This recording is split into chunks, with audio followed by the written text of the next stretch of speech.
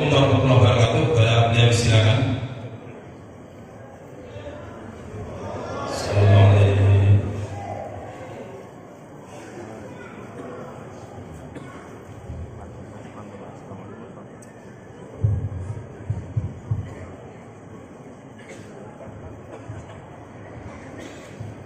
Assalamualaikum warahmatullahi wabarakatuh.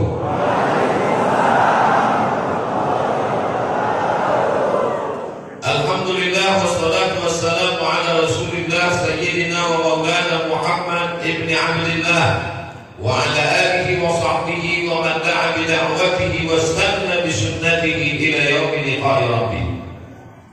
Bapak-bapak, ibu-ibu, hadirin hadirat, muslimin muslimat, tak dapat disebut satu persatu, semuanya dimuliakan Allah Subhanahu wa ta'ala.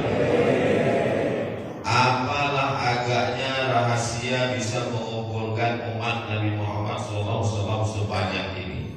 Padahal ini adalah waktu subuh, waktunya paling enak tidur di bawah selimut. Berjalan aja pun susah mau masuk kemari, seperti Nabi Musa melewati Laut Merah. Ternyata kata Bapak Dr. Ersel Kirasman Johan Ustadz Somad, inilah yang kelurahan di Kota Pangkal Pinang. Satu kelurahannya ada 3 pesantren besar. Jadi kalau mau masjid kita tetap ramai, maka pertahankanlah pesantren. Saya beberapa waktu lalu ketemu dengan bapak-bapak. Ustadz Somad, anak saya ini dipukul sudah, ditempelek sudah, tapi tetap susah sholat. Tapi anak yang ini sholat. Jadi saya mau tahu rahasianya. Kenapa agaknya? Saya tanya, sekolahnya? Yang ini pesantren, ini sekolah agama. Yang ini lupa kami memasukkannya. Berdasarkan dari pengalaman hidup dan fakta nyata dilihat di depan mata, kalau mau anak-anak kita selamat, masjid tetap ramai, sholat subuh seperti sholat Jumat. Ini bukan di mana? Ini Idul Fitri kalau tak Idul Adha. Maka kuncinya ada di pondok pesantren yang sudah mewakafkan tanah sehingga satu kelurahan bisa 3 pesantren. Dan di atasnya adalah anak-anak santri yang sudah didiri, anak-anak soleh-solehah. Tak solehah, ini soleh semua. Yang solehah di belakang. Maka tanah yang tidak mungkin dijual, tidak akan mungkin dibagikan kepada ahli waris, tidak mungkin digadaikan, adalah tanah yang diwakafkan untuk pesantren. Siapa yang sanggup menjaga anak kita dari mulai bangun tidur sampai tidur lagi malam, bangun jam 4 tahajud sampai zikir-zikir sholat subuh, setelah itu mengulangi hafalan Quran, masuk kelas sampai zuhur, dari zuhur masuk kelas sore sampai asar, habis itu olahraga badan tetap sehat, masuk maghrib ke isya murojaah mengulang hafal Quran, dan isya ke jam 10 malam baca kitab, baru malam istirahat full. Selamat dari narkoba, selamat dari pacaran, selamat dari LGBT, selamat dari cabut, selamat dari kenakalan remaja. Benteng terakhir umat Islam adalah pondok pesantren. Tapi yang namanya oknum tetap ada. Ini dibesar-besarkan untuk merusak citra pesantren, sehingga orang tua menjadi khawatir anaknya di pesantren, dikeluarkan dari pesantren, akhirnya hancur generasi ini. Jangan gara-gara nita setitik rusak susu sebelah sekali. Jangan gara-gara hujan sehari hilang kemarau setahun.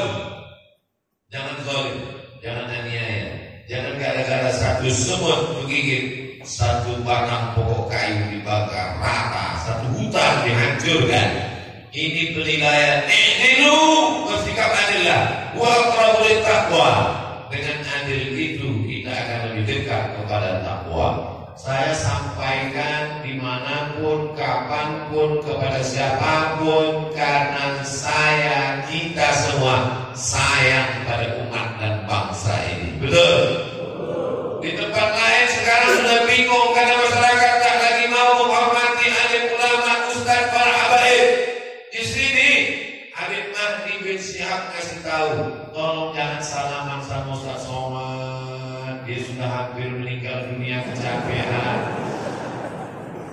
Tolong salamnya musafahatul qulub, hatinya saja. Kenapa? Karena anak-anak kita diajarkan mamin muslimaini, dua orang yang taqiyani berjumpa wa yatasafahani, berjabat tangan, illa ghufira lahuma, maka diampunkan dosanya. Tasafat dhunubuhuma, gugur dosanya. Kama tasafat awraqus syajar, seperti gugurnya daun-daun kayu, tertanam di pikiran mereka, terpatri dalam hati mereka. Mereka ingin mengamalkannya, tapi kalau diamalkan subuh ini, maka hancur leburlah Ustaz Abdul Somad. Maka dikuatkan lagi oleh Habib Mahdi, menghormati tak selamanya dengan musafahah. Akhirnya anak-anak bingung, yang mana yang betul ini? Semuanya betul anak-anakku. Yang disampaikan habaib dzurriyyah Rasulullah SAW adalah betul, tapi kita tengok situasi dan kondisinya. Jangan nanti gara-gara ini datang ulama, datang ustaz, datang habaib, tiba-tiba kalian tak peduli, dari jauh aja pasti tanya, kok tak salaman? Nah, cukup dari hati. Tengok dulu keadaannya. Bagaimana Sayyidina Zaid bin Thabit berterjemah Nabi, menghafal Quran, orang yang luar biasa. Sahabat Nabi Muhammad SAW mencium tangan Sayyidina Abdullah bin Abbas, padahal Zaid bin Thabit lebih tua. Lalu kemudian Abdullah bin Abbas bertanya, kenapa kau cium tangan wahai Zaid bin Thabit? Karena engkau kerabat keluarga Rasulullah Sallallahu Alaihi Wasallam. Al-Fakir Abdul Somad berada di tengah para habaib. Banyak habaib yang dikirimkan Allah kepada negeri ini. Ini salah satu benteng Ahlus Sunnah wal Jamaah. Habaibnya ada, ulamanya ada, pesantrennya ada, hasilnya masjid tetap ramai. Membaca tasbih 100 kali, mendengar tasbih 100 kali tadi agak lama hati saya, berarti saya terlambatnya tak terlalu lama. Saudara yang dimuliakan Allah SWT, tadi sebelum tausiah, pembacaan ikrar sekaligus pelantikan Dewan Masjid Indonesia. Masya Allah, tak bisa susunannya rapi karena tak ada tempat berbaris. Mungkin selama pelantikan Dewan Masjid se-Indonesia baru tadilah yang kacau balau. Tapi di beberapa masjid pelantikan Dewan Masjid Indonesia rapi, sakit ada jemaah. Mana yang lebih bagus? Tidak jelas barisnya karena jamaah saking penuhnya, rapi karena jamaahnya tak ada. Kalau bagi saya lebih bagus yang tadi. Kenapa? Karena tujuan dari Dewan Masjid bukan pasukan tentara, Dewan Masjid bukan barisan polisi, Dewan Masjid bukan menteri yang mau dilantik. Dewan Masjid tugas utamanya adalah meramaikan masjid. Hebatnya masjid raya kita, belum dilantik masjidnya sudah ramai. Jamaah yang dimuliakan Allah SWT, di beberapa masjid saya lihat pengurus masjid, ketua, sekretaris, bendahara, pengawas, semuanya kalau disusun cukup untuk sholat Jumat. Saking banyaknya. Tapi apa yang terjadi di masjid? Imam, khotib, makmum, pasukan inti. Itu yang cuma ada. Pasukan naturalisasi, pasukan cadangan, semuanya sudah lari sejak Idul Fitri. Bahkan ditulis baleho besar-besar di depan masjid, berita kehilangan, jamaah sudah hilang sejak Idul Adha kemarin. Begitu habis pembagian kupon sampai sekarang belum dijumpai lagi. Tapi ternyata itu tidak terjadi di Pangkal Pinang. Abdul Somad melihat sendiri, menyaksikan sendiri, sampai bapak-bapak tak dapat tempat duduk di pintu. Masya Allah, tabarakallah. Begitulah mereka sampai tangga-tangga dijadikan tempat duduk. Masya Allah, tabarakallah. Allahu Akbar. Keberhasilan tausiah bukan pada saat pengajian. Keberhasilan tausiah bisa dilihat subuh besok. Waktu Ustaz Somad datang ke Masjid Raya, Masya Allah, sampai Selok Kaminang. Lihat subuh besok. Kalau terjadi perubahan, itulah hasil dari tausiah. Betul? Adapun yang sekarang ini adalah hasil dari didikan para habaib. Ini hasil dari pengajaran para alim ulama yang mereka tidak tampil ke depan, mereka tidak menampakkan wajahnya. Hasil pendidikan mereka. Ini bukan jamaah Abu Somad. Ini adalah jamaah para habaib, para alim, para ulama yang ikhlas, yang tulus mengajar ke surau, ke langgar, musola, 2-3 orang. Hasil yang mereka tanam berputih, bertunas, berbuah. Setelah buahnya matang, dikutip oleh Abdul Somad, dipetik dari pohon yang indah, difoto, diupload ke Instagram, dan semua komen buah Abdul Somad, punya Abdul Somad.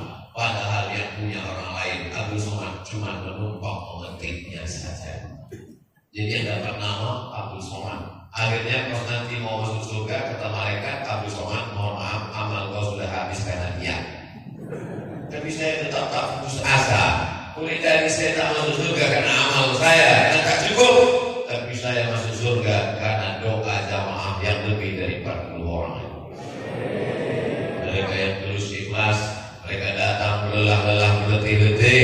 Mereka tulus ikhlas bangun pagi-pagi sampai kemari, tak sempat masuk, duduk di belakang, tak dapat tempat duduk. Abdul Somad yang datang lambat disediakan, Masya Allah, sofa siapa dibawa kemari.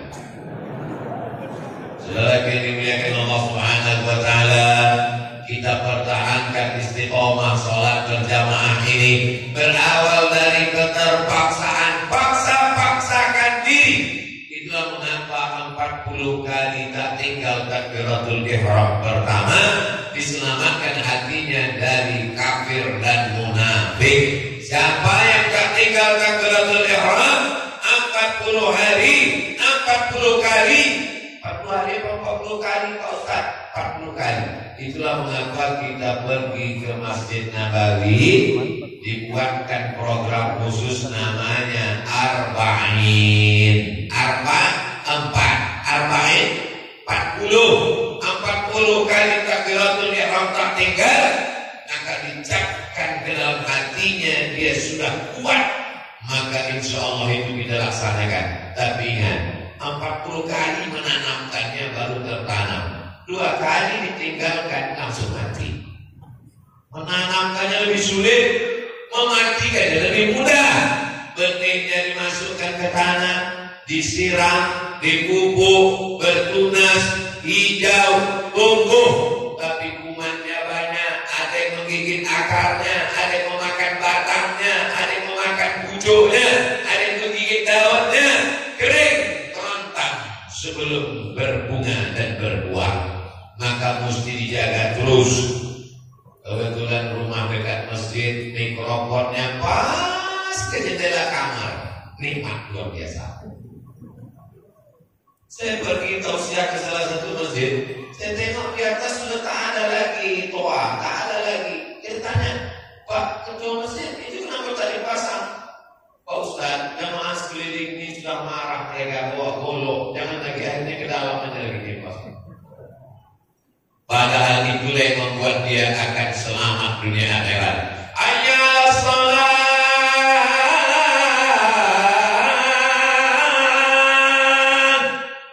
masuk ke pantai jantung, langsung ke bangun ya. Ini sudah 3 handphone dipasang tadi loh. Paksa begitu kang jam mencari jam yang bisa menyipak jam 4 kali. Saudara yang dimuliakan Allah Subhanahu wa Ta'ala, punya tanah di dekat masjid, punya rumah dekat masjid, langkah kaki pertama menghapus dosa, kedua mengangkat derajat. Ini kenikmatan luar biasa. Doakan anak-anak kita termasuk orang yang memakmurkan masjid. Sab'atun yuzilluhumullah, ada 7 orang yang dapat naungan Allah. Yauma la zilla illa zilluh. Hari itu tak ada atap, tak ada kubah, tak ada tenda, tak ada payung. Siapa yang akan mendapatkan naungan? Rajulun, ada 1 orang. Bagaimana dia? Qalbuhu mu'allaqun fil masajid. Hatinya tergantung di masjid. Badannya boleh di kantor, badannya boleh di mabes, badannya boleh di pasar, badannya boleh di mall, tapi hatinya tergantung di masjid. Kalau sudah didengarnya suara azan, maka dia langsung segera, bahkan menunggu azan, duduk di masjid menunggu azan. Pak, kenapa cepat, kata cleaning service masjid? Saya mau sholat Jumat. Ini baru jam 11 Pak, rupanya salah setel jam. Saya bukan salah setel jam. Saya mengamalkan sunnah Nabi Muhammad SAW, menunggu sholat. Kebanyakan orang sekarang sholat pula menunggu dia. Usolli fardhu zuhri 4 raka'atin adaan jam 2.55. Bukan main lagi wajahnya. Inna sholati wa nusuki wa mahyaya wa mamati lillah. Kata malaikat, kau serius apa bercanda? Jam 2.55 kau katakan hidupku matiku untuk Allah. Kalau atasanmu menelpon, datang besok jam 7 ya, siap. Jam 6.50 sudah standby, setengah 7 sudah datang. Tapi begitu panggilan Allah, ayyala salat, setelah kita waktu masih panjang. Itulah gunanya Allah membuat waktu itu panjang, supaya Islamnya mudah. Pandai pula dia berceramah. Ayyul amal ahabbu ilallah. Apa amal yang paling disukai Allah wahai Rasulullah sallallahu alaihi wasallam? As-salatu ala waqtiha. Salat di awal waktu. Apalagi di masjid yang kita cintai ini, masya Allah, tabarakallah. Apa tadi disampaikan? Subuh tadi membaca alif lam mim tanzil, sujud tilawah, ayatnya sajadah, sujudnya tilawah, bertasbih pula 100 kali. Dari mana datang hitungan-hitungan 100.000 ini? Wallahi, kata Nabi, wallahi demi Allah, inilah astaghfirullah rabbi wa atubu ilaih. Aku beristighfar, bertobat, minta ampun kepada Allah mi'ata marrah, 100 kali sehari semalam. Itulah dalil boleh membuat hitungan 100. Kenapa? Nabi sendiri menyebut 100. Lalu kalau ada orang yang sampai 1.000, 2.000, Nabi tidak pernah membuat 1.000. Siapa yang membuat 1.000 berarti masuk neraka. Kalau tidak dibuat Nabi bid'ah. Ada sahabat Nabi namanya Abu Hurairah, masuk Islam tahun ke-7. Hafalan hadisnya 5.000 sekian. Paling banyak di antara sahabat Nabi. Dia sebelum tidur malam mengambil tali. Ayah saya kasih contoh karena mikrofon ini tak tali pula. Diambilnya tali, disimpulnya al-fa'uqdah, 2.000 simpul tali. Diambilnya tali, disimpulnya 2.000. Setelah 2.000 simpul sebelum tidur malam, ditariknya 2.000 simpul itu. Subhanallah, subhanallah, subhanallah, subhanallah, subhanallah. Sahabat Nabi Abu Hurairah sebelum tidur malam bertasbih 2.000 kali. Karena belum ada tasbih sekarang, belum ada alat melombangi batu dan kayu, maka disimpulnya tadi. Riwayat ini ada dalam kitab Syiar A'lam An-Nubala yang ditulis oleh Imam Al-Zahabi, biografi orang-orang soleh dan pilihan dari zaman Nabi sampai zaman Imam Al-Zahabi. Jadi kalau ada orang mengatakan kalau tidak dibuat Nabi bid'ah masuk neraka, maka Abu Hurairah pun masuk neraka karena membuat 2.000 simpul tadi, tak pernah disuruh, tak pernah dibuat, tak pernah diajarkan Nabi Muhammad SAW. Tak semudah itu membid'ahkan orang, guys. Orang belajar 20 tahun baru mendapat kaidah.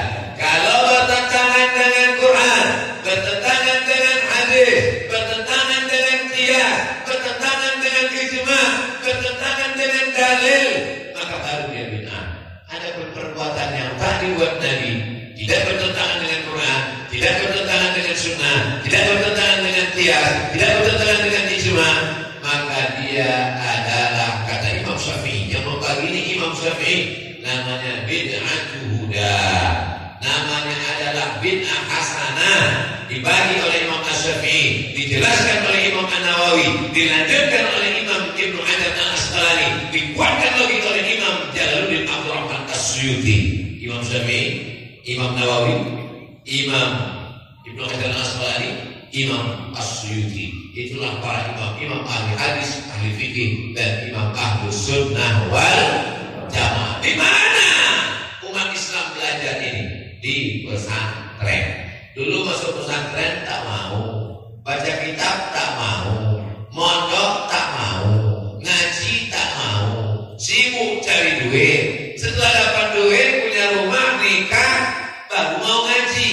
Baca kitab tak paham, mau belajar serius susah. Akhirnya datang pengajian. Judul pengajiannya 5 jari. Kalau tidak dibuat Nabi bid'ah. Nah, itu ngaji paling enak. Sudah dimuliakan Allah Subhanahu wa Ta'ala. Orang di jalan sudah sibuk dengan macet, di kantor sudah sibuk dengan kerja, di rumah sudah sibuk dengan urusan rumah tangga. Dia ke masjid mau mencari ketenangan. Tiba-tiba sampai di masjid pun dia tak tenang. Lalu di mana dia lagi mencari ketenangan? Keluar dari masjid, masuk dia ke karaoke, nyanyi dia lagi. Di sinilah sumber ketenangan.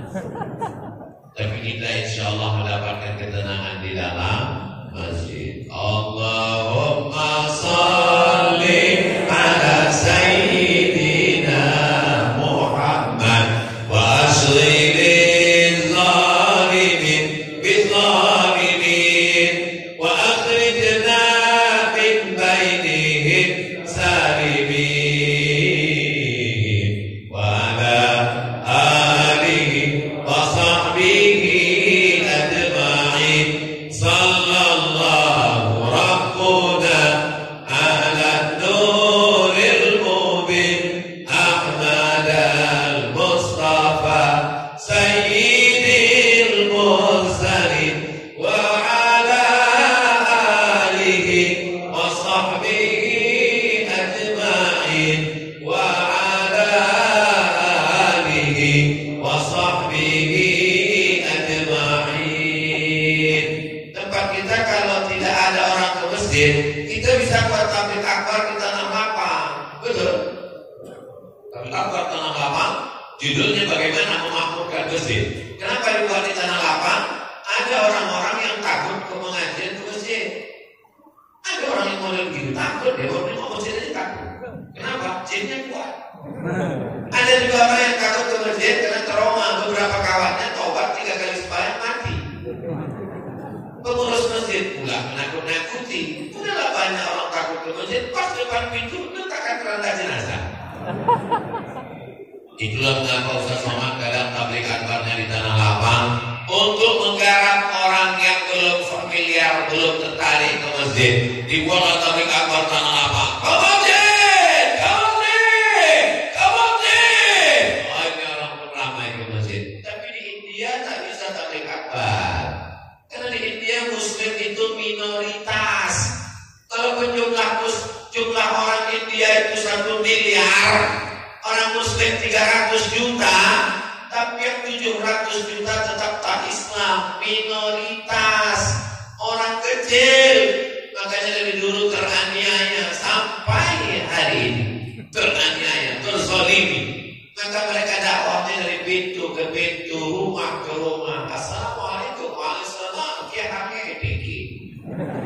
Kiai artinya apa kabar? Diki artinya kabar baik. Saya kalau itu tahu.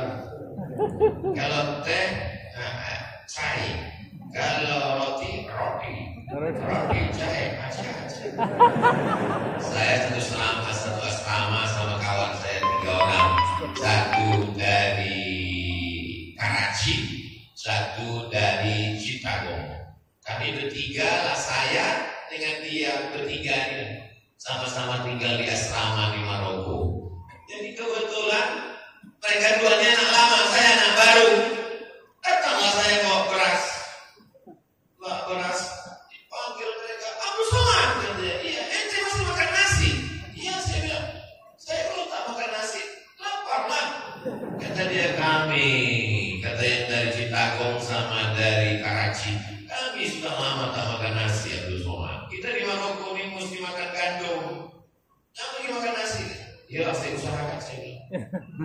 Seminggu sesudah itu saya berdiri di atas asrama dari jendela. Saya tengok mereka memikul beras. Saya kejar ke bawah. Kemarin menedek saya bawa beras 1 kilo. Sekarang kau bawa karung. Kata dia, kita nih kalau tak makan nasi otak kita nggak kerja. India, Pakistan, Bangladesh, Indonesia, Malaysia, Brunei Darussalam makan nasi semuanya. Jadi kita sama dengan mereka. Saya lama bersahabat dengan mereka. Orangnya baik-baik, masya Allah, tabarakallah. Tapi untuk taktik akbar tak bisa. Maka datanglah seorang ulama namanya Maulana Ilyas. Maulana Ilyas ini risau dengan umat yang tak lagi ke masjid. Akhirnya dia diiktikaf di Taman Raudhah Masjid Nabawi. Ma baina baiti wa minbari, antara rumahku dan mimbarku. Ini mimbar Nabi, di sana rumah Nabi. Antara mimbarku dan rumahku, Raudhatun min riyadhil jannah. Ada satu dari taman-taman surga. Akhirnya dia beriktikaf lama, mau mencari ilham. Bagaimana berdakwah yang cocok? Mau tabligh akbar tak bisa, mau ceramah tak bisa. Akhirnya dia berjumpa dengan Nabi Muhammad SAW. Kata Nabi, pesannya pendek saja. Kau berdakwah macam dakwah aku dulu. Setelah dia terbangun, dia bingung. Macam mana berdakwah macam dulu? Pas macam dakwah Nabi dulu. Bisa Nabi tabligh akbar macam ini? Mana bisa langsung menangkap Abu Jahal Abu Lahab. Jadi kalau Bapak Ibu dengar berita saya tak bisa tabligh akbar di satu daerah, berarti di situ ada. Tak bisa tabligh akbar macam ini. Berdakwah macam aku dulu, kata Nabi. Akhirnya dia memahami makna berdakwah macam aku dulu adalah mengajak, mengaduk pintu ke pintu. Sejak itulah dia dengan murid-muridnya, Maulana Ilyas dengan murid-muridnya, mengaduk dari satu pintu ke pintu, mengajak orang. Assalamualaikum, waalaikumsalam. Dan murid yang mengaduk pintu ke pintu itu sampai ke kampung kita. Itulah yang menyebabkan orang kampung kita mengamuk, itu jadi ketum. Assalamualaikum Pak Haji. Waalaikumsalam. Ayo kita ke masjid Pak Haji. Saya yang bangun masjid itu. Karena saya bangun lah, maka saya tak mau kesana lagi. Nah, duduk pula satu lagi. Assalamualaikum Pak. Waalaikumsalam. Ayo kita ke masjid Pak. Kau belum sholat, belum lahir, aku juga haji kau. Datang pula tukang mukul-mukul, melampang. Assalamualaikum Pak Tukang. Waalaikumsalam. Dunia akan berakhir Pak Tukang. Orang kaya mati, tukang-tukang mati. Ayo kita ke masjid Pak Tukang. Berhenti kau ngajak tukang lempar orang. Tapi dia tak pernah berhenti. Diketuknya pula pintu rumah polisi. Assalamualaikum. Waalaikumsalam. Kau kalau tak berhenti saya tembak kepala. Besok datang juga lagi. Lama-lama Pak polisi ini mendapat hidayah dan punya jabatan sebagai Kapolda. Selama dia jadi Kapolda di Riau, selama bertugas tidak pernah sholat subuh di masjid yang sama. Subuh ini masjid ini, subuh ini masjid ini, subuh ini masjid ini, sampai dia akhirnya pindah tugas ke kota lain. Dan selama dia menjadi Kapolda, setiap subuh di masjid tempat dia sholat ramai semua. Kenapa? Aku tak boleh.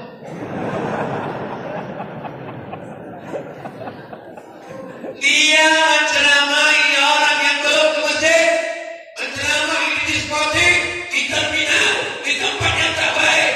Setelah mereka kumpul di masjid ramai, barulah protokol berdiri. Mari dengarkan tausiah yang disampaikan oleh Abu Karam, Datuk Seri Lama Setiagara, Profesor Dr. Abdul Somad LCD, APSD, apa lagi. Disangka orang inilah yang da'i itu, da'i ilallah. Abdul Somad ini bukan da'i. Da'i itu mengajak orang dari jalan setan ke jalan Allah. Da'i itu mengajak orang dari luar masjid ke masjid. Abdul Somad ini menceramai orang dalam masjid. Jelas? Paham? Kenapa tiba-tiba Ustaz cerita itu? Ada tadi saya dapat kertas. Ustaz, ada jamaah yang sering 40 hari, 4 bulan meninggalkan keluarga, apa hukumnya? Itulah cerita.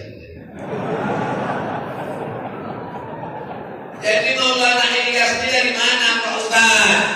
Ada namanya Darul Ulum.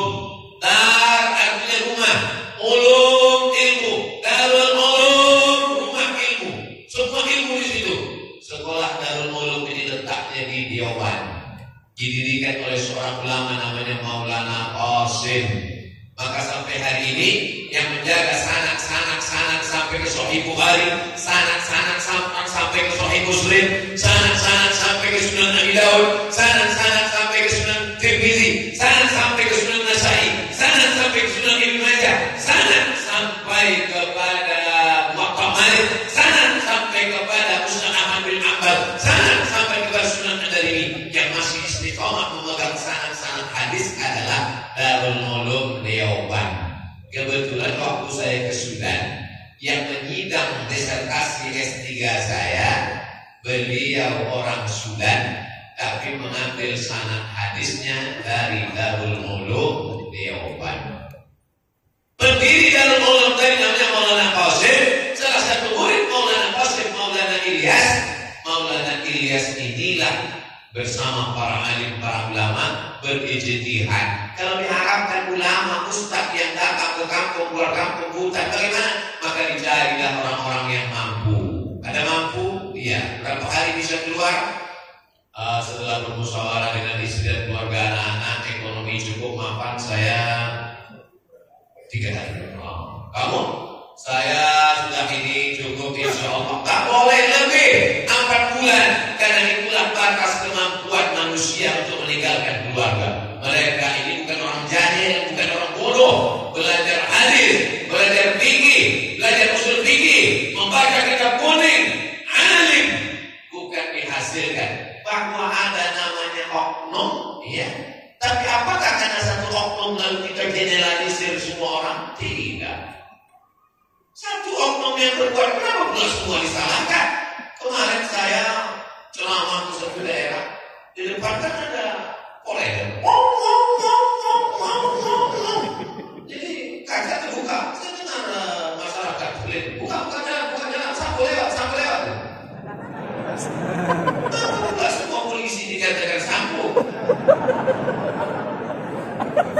Jadi memang kita terjebak pada mengeneralisir. Ada satu orang kasus karena tak suka, lalu semua dikatakan salah. Semua orang bersorban salah. Semua orang berjenggot salah. Semua orang yang berdakwah salah. Kita tidak adil menilai orang. Berjenggot itu sesat. Nabi Muhammad SAW berjenggot. Bersorban sesat. Nabi Muhammad SAW bersorban. Ustaz kenapa tak berjenggot? Belum tunggu. Saudara yang dimuliakan Allah SWT. Bersiwa sesat. Nabi SAW bersiwa. Kalau tak sanggup melaksanakan sunnah, jangan ejek orang membuat sunnah Rasulullah SAW. Saudara yang dimuliakan Allah, ini kadang mengejek. Walaupun sampai ketawa, aku bertengok kau sejak berjenggotnya sejak kami bertengok. Untung kawannya orangnya tak emosional. Orang kalau emosi, bawaannya mau berantem, dia tak emosional. Dia nunggu tadi, aku berjenggot kambing, kau tak berjenggot anjing. Saudara yang dimuliakan Allah Subhanahu wa Ta'ala, bagaimana kita mau berdamai ke masjid kalau kita tidak bisa mendamaikan dengan saudara kita? Tuhannya satu, qul huwallahu ahad.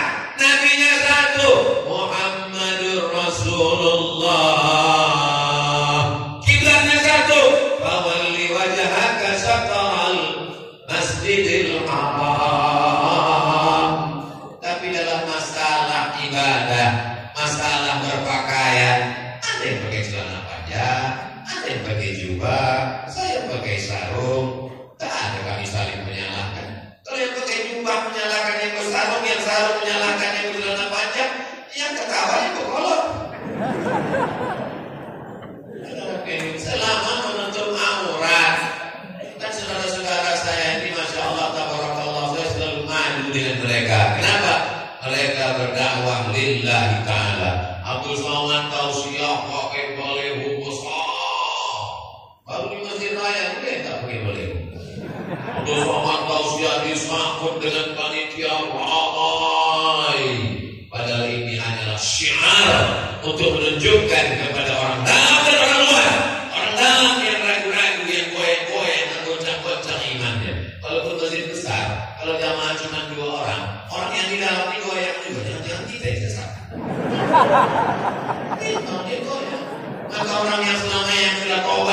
berhijrah, menengok orang-orang ini, orang dalam menjadi kuat imannya. Amin. Sinar tapi kabarnya apa gunanya dibuat untuk orang luar? Orang luar yang mengejek-ejek, apa orang Islam itu? Masjidnya banyak, jamaahnya nggak ada, habis-habisin anggaran aja. Tapi begitu ditengoknya, oh itulah makanya Idul Fitri, lapang, Idul apa? Lapangan sepak bola. Kenapa Idul Fitri, Idul Adha disuruh? Karena untuk syiar, supaya orang-orang yang menggeser tanah, mempersulit urusan umat Islam tengok, umat Islam itu ternyata ramai juga kalau Idul Adha kan ada bagi-bagi daging kurban. Saudara dimuliakan Allah Subhanahu wa Ta'ala, mari kita ajak tetangga depan rumah yang belum ke masjid, tetangga samping rumah. Kalau kau memang gagah, kau perkasa, berotot, berkuasa, ajak orang depan rumah. Mulutmu akan ditanya di hadapan Allah, pernah tak mengajak orang sholat berjamaah ke masjid? Saya Pak Ustaz tak sanggup mengajak Pak Ustaz. Kalau tak sanggup, kirimkan aja video Ustaz sholat ke nomor grup-grup WhatsApp. Mudah-mudahan mereka terbuka pintu hatinya. Amin. Kalau sudah diajak, doakan tak juga terbuka pintu hati, dan doakan terbuka pintu yang lahat. Jangan, tak boleh. Nabi patah giginya berdarah, pelipisnya berdarah, keropak kayunya, tetap dia doakan, Allahumma biqaumi fa innahum la ya'lamun. Berikanlah mereka hidayah ya Allah. Mereka buat salah karena tak tahu. Ya Rasulullah, doakan supaya mereka mati semuanya rata dengan tanah. Laku berafla'an. Aku diutus Allah bukan menjadi tukang lahan. Aku diutus Allah, wa ma arsalnaka illa rahmatan. Saudaraku dimanapun berada, kalian yang belum mau sholat berjamaah ke masjid, kalau datang sahabat, tetangga, kawan sekantor mengajak kau ke masjid, dia bukan reseh. Sekarang banyak kalau diajak ke masjid, ayo kita ke masjid, urus aja surga, jangan urus neraka. Ditulis pula di baju kaos, urus surga, jangan urus neraka. Dipakai sholat di masjid. Kawan di belakang, nengok mereka. Jemaah yang dimuliakan Allah Subhanahu wa Ta'ala, kalau ada orang nyuruh istri kita pakai jilbab, ngajak kita ke masjid, mereka bukan orang reseh, mereka bukan orang tak ada kerjaan, mereka adalah orang yang tak mau masuk surga sendirian. Aku sebetulnya kalau mau, kata Allah Ta'ala, sesuai dengan janji Rasulullah, masuk surga. Tapi kalau kau tak ada di sana, rasanya surga itu gak rame kok. Rasanya gak enak deh. Rasanya apapun panggilan brother, saudaraku, sedulur, ya adik, ya ukhti, itu adalah panggilan persaudaraan. Makanya kita katakan saudara-saudara sesatu, udara perut, saudara seperut. Kalau sudah seperut sayang, kenapa kita bilang seperut-seperut? Sayang, bapak, adik, abang, saudara, ibu, kita semua berasal dari satu perut. Perut siapa? Perut Hawa, istri Adam alaihissalam.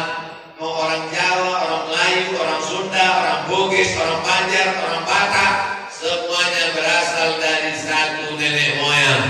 Kita akan kembali menghadap Allah. Inna lillahi wa inna ilaihi. Inna awwala ma yuhasabu bihi al-'abdu yaumil qiyamah. Kalau kita menghadap Allah nanti, yang pertama dihisab, dihitung, dikira sholatuhu, sholat. Idza sholahat sholahal amal kulluh. Kalau sholatnya yang baik-baik, selain amal ikut baik. Bagaimana kalau dia haji? Bagaimana kalau dia sedekah? Bagaimana kalau dia bangun masjid? Bagaimana kalau rajin puasa sunnah? Wa idza fasadat, kalau sholatnya rusak, fasadat amal kulluh. Amal yang lain ikut menjadi rusak. Dindingnya hancur, jendelanya pecah. Kenapa? Kubahnya roboh. Kenapa? Karena tiangnya. Apa tiang Islam itu? As-sholatu imaduddin. Banyak ngomong sehat badan, kita bisa sholat di Taman Raudhah insyaallah. 2.000 orang akan berangkat bersama Ustaz Abdul Somad dalam program Umroh Akbar Februari 2023 dalam kurung ongkos tanggung masing-masing. Di Taman Raudhah tiang sebelah kiri tempat Nabi jadi imam mihrab tertulis, tengok nanti, as-sholatu imaduddin, sholat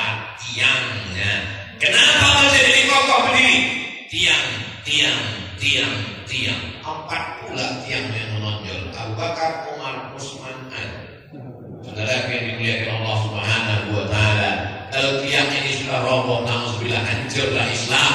Islam hanya tinggal nama, Islam hanya tinggal sejarah, Islam hanya tinggal slogan.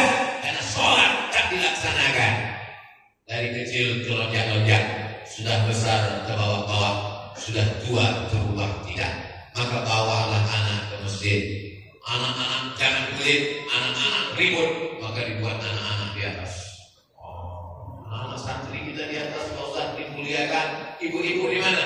Ibu-ibu di belakang. Kenapa ibu-ibu tak dibuat di dalam? Karena kalau sampai ibu-ibu di dalam, banyak anak muda yang tak fokus sedikit-sedikit nih.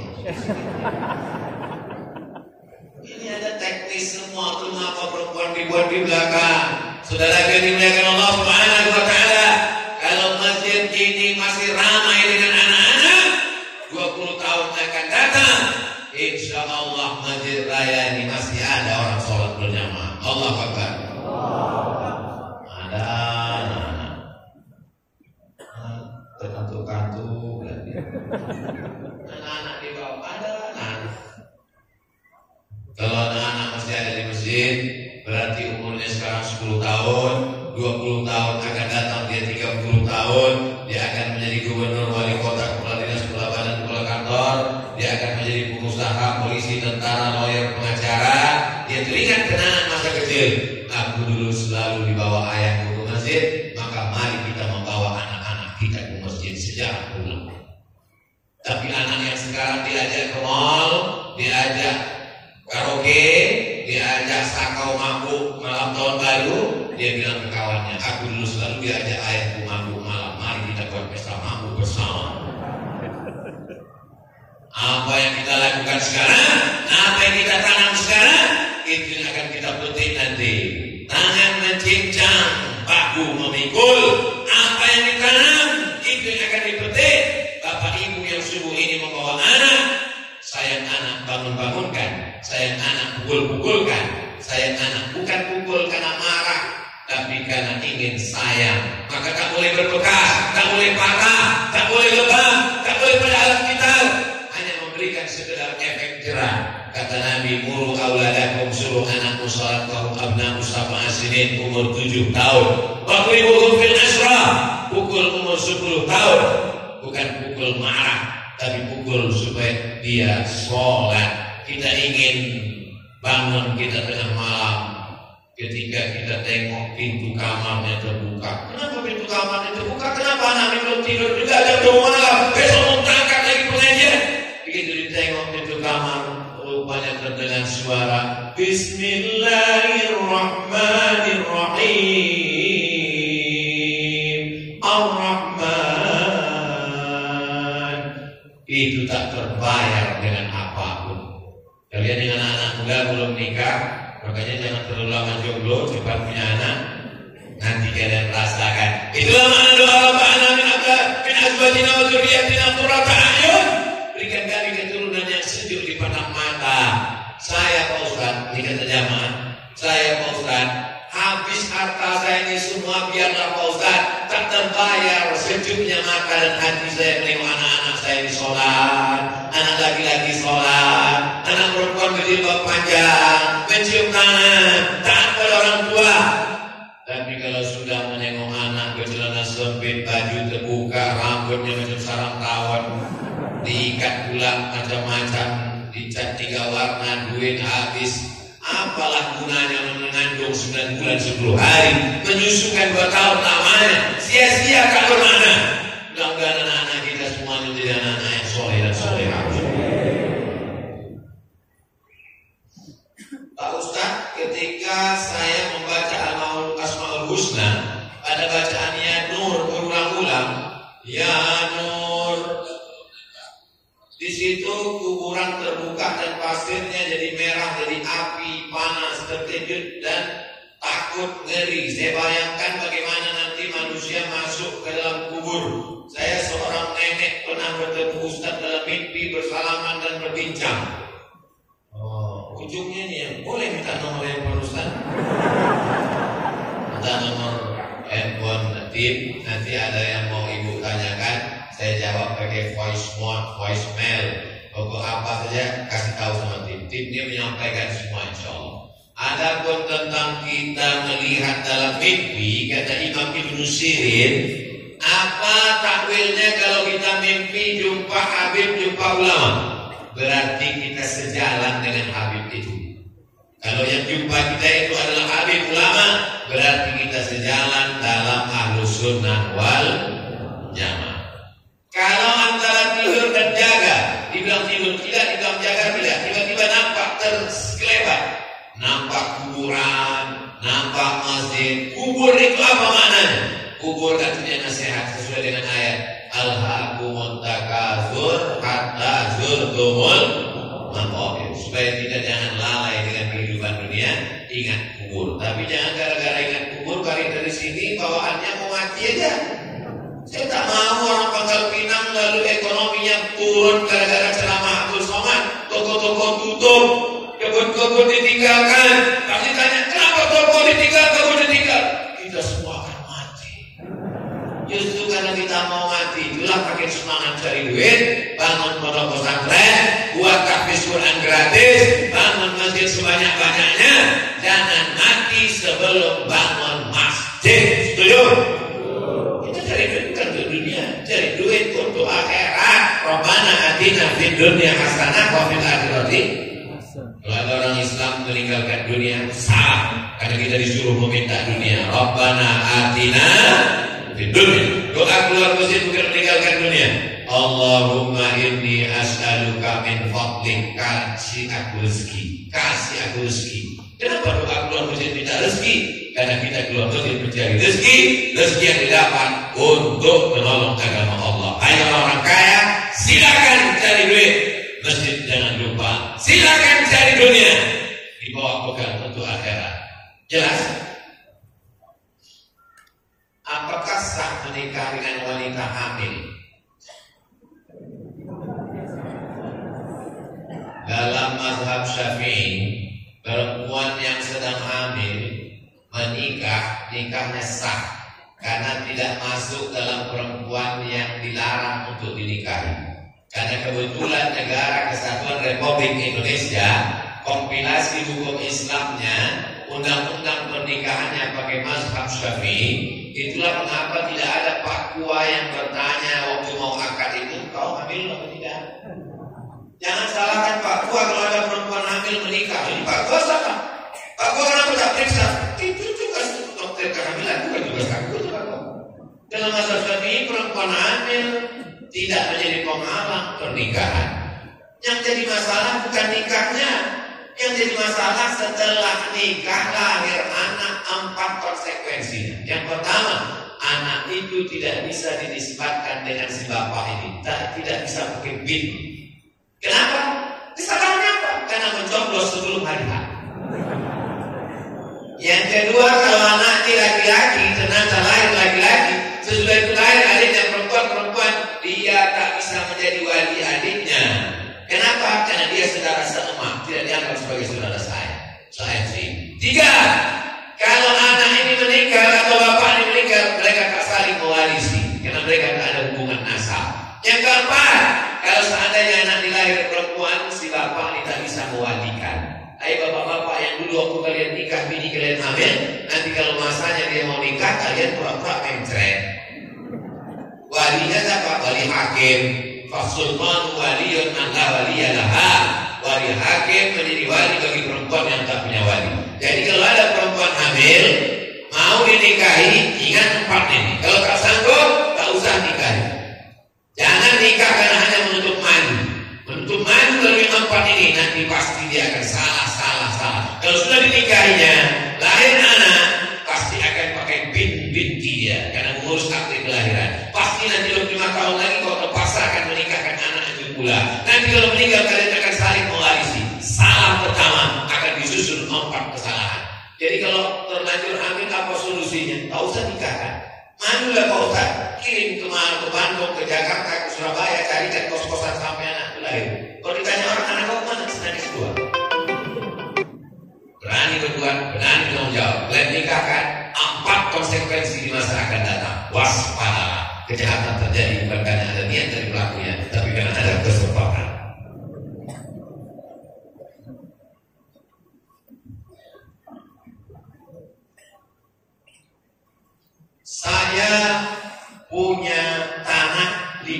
meter.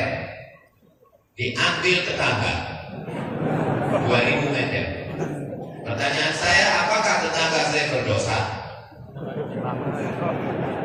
Ini bertanya ke curhat. Siapa yang menggeser sempadan tanah Qaida Shibrin sejengkal, ini sempadan tanah, digesernya sejengkal, uwiqa, maka nanti di akhirat lehernya akan dililit min sab'i aradin, 7 lapis tanah. Sejengkal 7 lapis tanah. Ini bukan sejengkal 2000 meter. Siap-siap lah leher kalau dililit meter. Ini kan akhirat. Orang sekarang tak takut sama akhirat, malah nantang dia, mana malaikat, mana. Maka dalam Islam tidak hanya hukum akhirat, ada hukum di dunia. Kita tinggal di negara kesatuan Republik Indonesia, negeri ini negara hukum. Apa? Buat BAP, Polda, Polres, Polsek, Polda kan tuntut ini di pengadilan supaya balik. Kalau ada orang mengambil tanah kita, mengambil harta kita, jangan diam. Kalau kita diam, berarti kita membiarkan dia makan haram. Anak bapak diganggu orang, biar aja lah tak apa-apa, saya ikhlas. Itu bodoh, kan ikhlas. Tanah kita diambil orang, jangan sampai dia makan haram, anak cucunya makan haram. Putuskan di pengadilan, bawa perkara, supaya jangan sampai dia sampai hari kiamat makan haram, anak cucunya makan haram. Gara-gara apa? Gara-gara kita diam. As-sakitu 'anil haq syaitan akhras. Orang yang diam melihat kebenaran diinjak-injak berarti dia setan bisu. Sedang tanahmu aja diambil orang Qauliyah, apalagi tanah masjid. Tanahmu aja diambil orang Qauliyah, apalagi agama Allah dihina-hina. Yang pribadimu saja Qauliyah, apalagi kalau untuk umat. Jangan pernah diam. Saya seorang pendosa. Semua ini pelaku dosa. Saya tidak pernah berdosa. Akankah taubat saya diterima Allah? Inna Allah la yaghfiru an yushraka bihi. Allah tidak menerima dosa syirik. Wa yaghfiru ma duna dzalika liman yasha. Dosa selain syirik, berjudi, berzina, minum khamar, diampunkan Allah Subhanahu wa taala. Sampai kapan? Inna Allah yaqbalu taubatal 'abdi. Allah menerima taubat seorang hamba qabla an yugharghir, sebelum gharghara. Kalau sudah gharghara sakaratul maut, itu taubat. Katanya 40 tahun itu tutup Allah Ta'ala. Itu taubat tetap dibuka Allah Subhanahu wa taala. Mudah-mudahan kita semua diterima Allah taubat. Syarat taubat pertama an-nadamu fil qalbi, menyesal.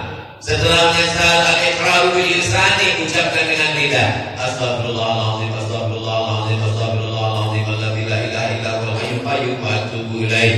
Yang ketiga, al-idmar alla ya'uda ilaihi abadan, tekad kuat untuk tak balik kepada perbuatan dosa itu selamanya. Paling bagus tata cara sholat, mandi taubat. Mandi dulu. Setelah mandi taubat, sholat sunat taubat 2 rakaat. Setelah itu wa asmi'il hasanat sayyi'atal hasanata tabuha. Yang dulu salah, dulu kaki dilangkahkan ke diskotik, sekarang kaki melangkah ke masjid.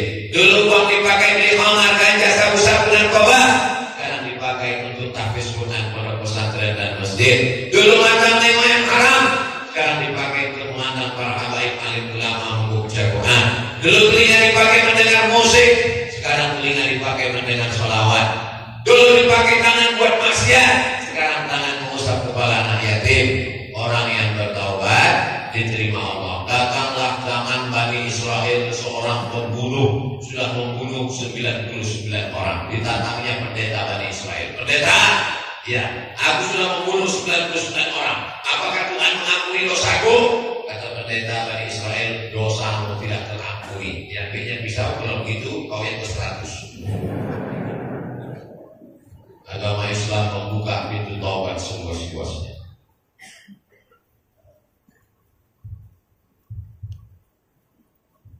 Dulu saya pernah durhaka kepada orang tua saya, sekarang kedua orang tua saya sudah meninggal. Bagaimana kedua orang tua saya bisa mengampuni saya, sedangkan kedua orang tua saya sudah meninggal dunia? Yang pertama, doa. Rabbi firli wa liwalidayya warhamhuma kama rabbayani. Yang kedua, sedekah. Ya Rasulullah, ummi matat, mak saya meninggal, apa atas sabda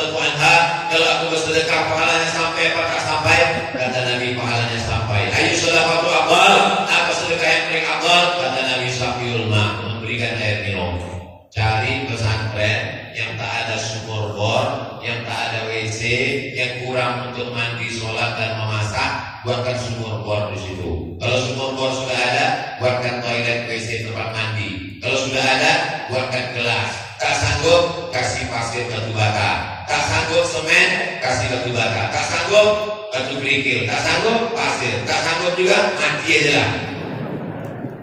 Yang ketiga, baca Quran.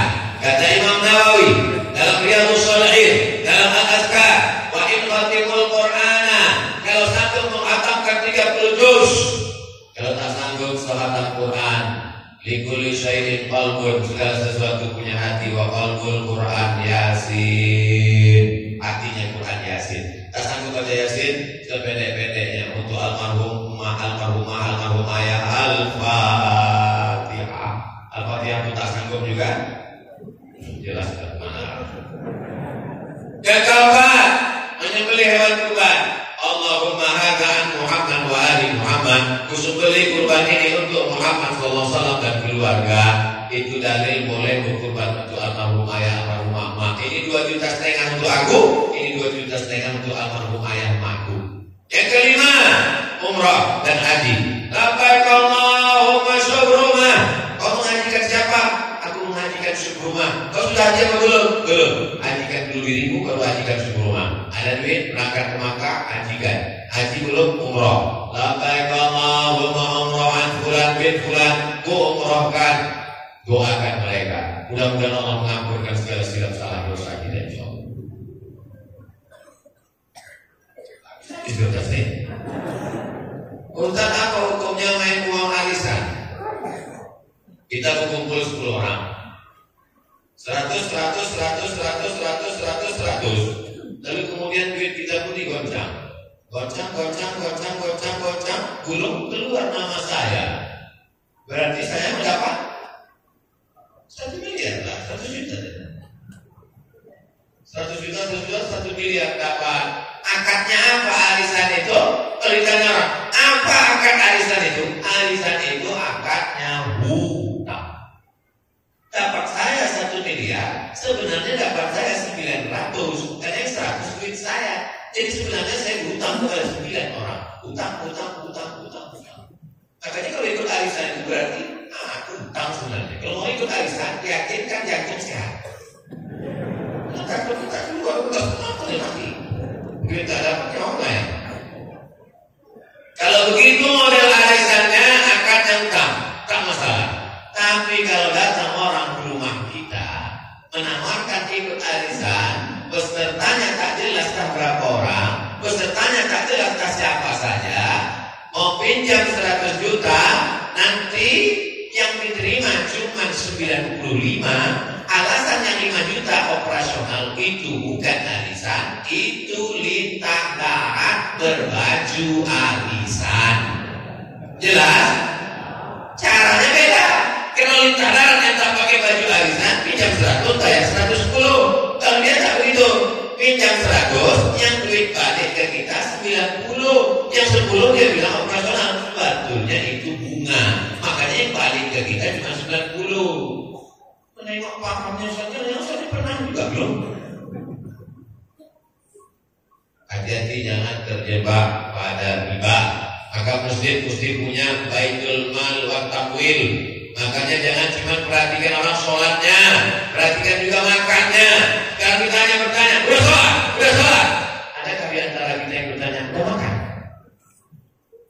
Karena Islam mengajarkan afsyus salam, tebarkan salam. At'imut ta'am, kasih makan. Kenapa usah tiba-tiba ingat makan? Belum makan. Itulah kaji kita pada subuh kali ini. Puncak dari pengajian adalah pada doa, karena doa di akhir majlis akan diaminkan oleh para malaikat. Mari kita aminkan doa Habib Mahdi bin Syihab. Mudah-mudahan segala keinginan kita dikabulkan Allah, keluarga kita sakinah mawaddah warahmah, dibukakan pintu rezeki barokah, anak-anak dari penghafal Quran mujahid fisabilillah, istiqomah kita dalam iman dan Islam sampai mati, masuk ke surga bersama Rasulullah sallallahu alaihi wasallam. Ala hadhihi al-Fatihah. A'udzubillahi minasyaitonir rajim. Bismillahirrahmanirrahim. Alhamdulillahirabbil alamin arrahmanir rahim maliki yaumiddin.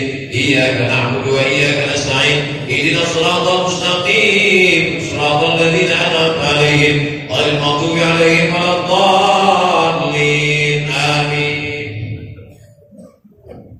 بسم الله الرحمن الرحيم. الحمد لله رب العالمين. اللهم صل وسلم على سيدنا محمد مفتاح باب رحمة الله عدد ما في علم الله صلاة وسلاما دائمين بدوام ملك الله وعلى آله وصحبه ومن والاه.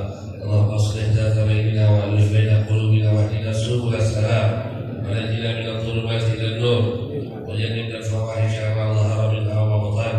اللهم بارك لنا في اسماعنا وابصارنا وقلوبنا وازواجنا وذريتنا وتب علينا انك انت التواب الرحيم واجعلنا شاكرين لنعمتك مثنين بها قابلين لها واتمها علينا. اللهم يا مجمل لا تحمل ان من عاداتك الجمال جمل الدنيا والاخرى خالها تعبتها يا مولانا يا مجيب يا حاضرا يا يزيد توسلنا اليك بالحبيب